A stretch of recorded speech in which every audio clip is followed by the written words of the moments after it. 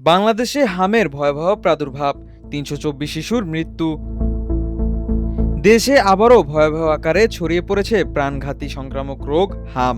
গত ১৫ মার্চ থেকে শুরু হওয়া এ প্রাদুর্ভাবে এখন পর্যন্ত ৩২৪ জনের বেশি শিশুর মৃত্যু হয়েছে বলে জানিয়েছে স্বাস্থ্য বিভাগ।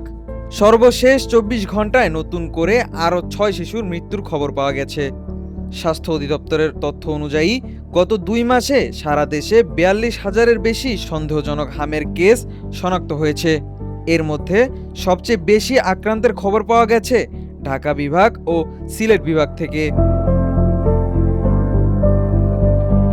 বিশেষজ্ঞদের মতে টিকা সরবরাহে ঘাটতি এবং সময়মতো টিকাদান কার্যক্রমে বিঘ্ন ঘটায় পরিস্থিতি ভয়াবহ হয়ে উঠেছে।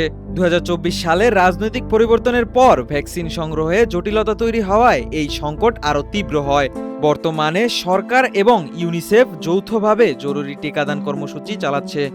ইতিমধ্যে ১৮ মিলিয়ন শিশুকে টিকার আওতায় আনার লক্ষ্যমাত্রার মধ্যে ১৬ মিলিয়নের বেশি শিশুকে টিকা দেওয়া হয়েছে বলে জানা গেছে। স্বাস্থ্য বিশেষজ্ঞরা বলেছেন, অপুষ্টি, জনসচেতনতার অভাব এবং নিয়মিত টিকাদান কর্মসূচিতে বিঘ্ন, এই তিনটি কারণই প্রাদুর্ভাবকে ভয়াবহ করে তুলেছে। বিশেষ করে গ্রামীণ ও ঝুঁকিপূর্ণ এলাকায় শিশুরা বেশি আক্রান্ত হচ্ছে। Desk report, H news.